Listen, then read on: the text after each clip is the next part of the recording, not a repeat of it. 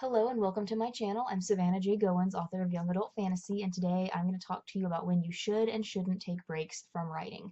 So there's two extremes. There's the people who take breaks all the time whenever they feel like they should, and they never get anything done because of it. And then there's also the people who never take any breaks and work themselves too hard and end up burning out. So how can you find a healthy balance between those two things to keep you from ending up in either of those extremes? I'm going to talk to you about that today. So, so why should you not take breaks from writing? Well, if you take a break, you are not working towards your goal. And if you take a lot of breaks, all of that not writing time adds up and you end up further from your goal, and it ends up taking a lot longer to accomplish the things that you would like to do.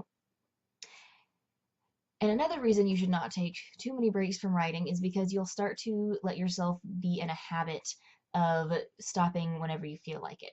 So if you take a break whenever you feel tired, you're going to start training yourself that that's okay, and that whenever you get tired, you can just take a break. And that will just feed into the whole thing about not ever getting anything done because you just aren't doing anything. But reasons that you should take breaks would be to avoid burnout, as I said. And if you haven't seen your family in a while or friends in a while and have a chance to hang out with them, you should take the chance. You know, you don't want to alienate anyone in your life from your writing life. Writing is really important, but the people in your life are also really important too. So spending some time with people that you care about is a good reason to take breaks, as long as you're not doing it so often that you never get anything done. And also celebrating goals is a really great reason to take a break from writing. Give yourself a day off, or go out with some friends and get some drinks, something to celebrate that you have accomplished writing your whole rough draft, or finishing your book, or publishing your book, or getting a publishing deal. Whatever it is that is a kind of a big deal goal, you should take a chance to celebrate that and reward yourself for your hard work. And that's going to also encourage you to continue meeting your goals, knowing that you really will get, a nice reward for them. But how can you balance this in normal day-to-day life? And what I recommend doing is to push yourself a little more than what you're comfortable with. So if you're going to edit 10 pages or for an hour, whichever one comes first, and at the point that you reach an hour, you've edited 9 pages and you're really tired and it's been an hour, but you have that one page left, push yourself to just do that one other page. There's lots of other situations where you could just push yourself a little bit more than you feel comfortable with. So this is a lot like running. If you are training to run a marathon, you're not going to start off running 26 miles the first day. You wouldn't be able to do it. It's more than your body can handle. It's more than you are mentally prepared to handle, and it's just too much.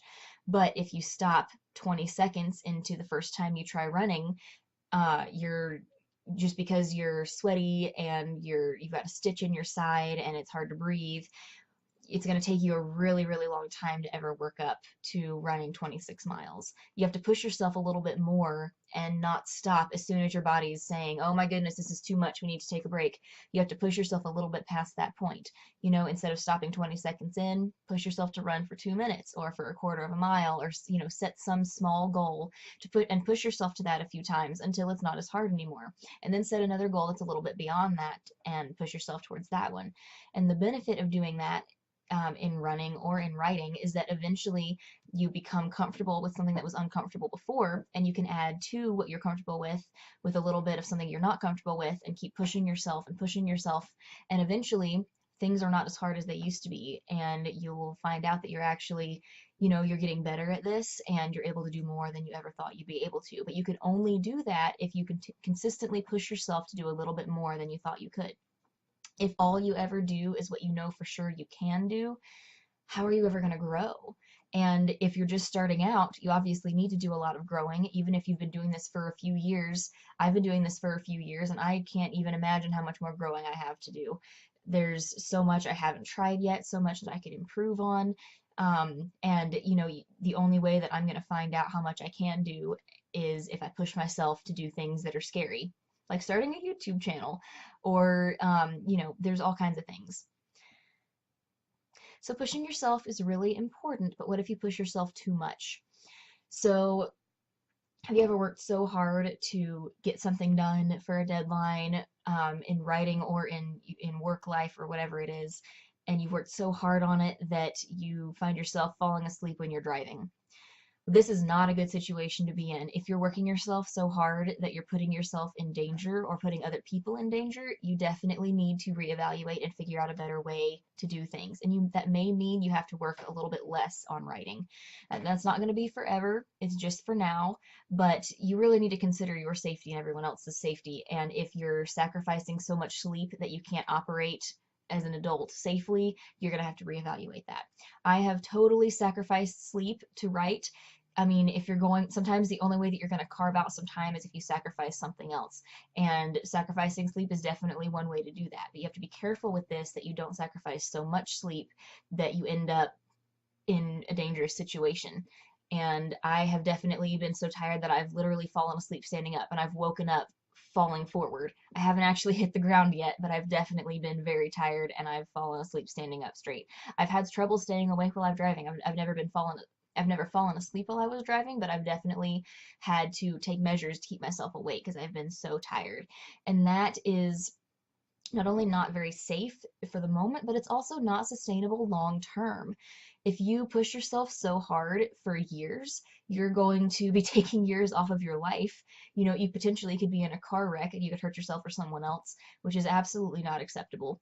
And even if you don't reach any of that level of danger, you still are not going to be able to live and write successfully if you are that tired. So pushing yourself is very important, but you have to push yourself in a manner that allows growth and is also sustainable long term. Because if you think about it, writing a book takes a really long time. Writing a lot of books, enough books to potentially live off of, is going to take a really long time. I am expecting to probably be in this for 10 years before I'm going to be able to really make a comfortable amount of money off of it and not have to work in any other capacity. Hopefully it'll be less than that, but I'm expecting it to take a long time. And it's going to take a long time. This is a career that does not at all happen overnight, and it's going to take years and years of work. And you're only going to have the ability to put years and years of work into it if you don't kill yourself in the beginning of your career. So if you're not sure how to tell in each specific situation whether you should push yourself a little more or you should not push yourself a little more, ask yourself why you feel like you should take a break. If the answer is that you feel like you should take a break because you're tired or because you're feeling lazy or like you'd rather watch TV or you're just not feeling inspired, you probably shouldn't take a break. You should probably push yourself a little bit harder and, you know, just find some small thing you can do. If you're working on your outline, like right now in Camp Nano, I don't know what I'm doing with my outline, and I just read through it and find a place where I have a little bit of an idea that I can expand on it a little bit. You know, even though I'm tired and I'm working on other projects, I find some small thing I can work on, and I just work on that for a little bit, and sometimes that's all that I can do. But you just have to find some small thing you can work on a little bit more. But if the answer to that question is that you are falling asleep on top of your laptop, or you can't remember the last time you saw another human, or ate food, or took a shower, you should probably take a break. You may not reach that dramatic of a situation before you need to take a break, but the thing is, only you can decide when you really should take a break and when you shouldn't. So keep all of this information in mind and use it to help yourself decide when is an appropriate time to take a break and when is not. And you're just going to have to learn by trial and error what works. I have definitely not figured it all out yet.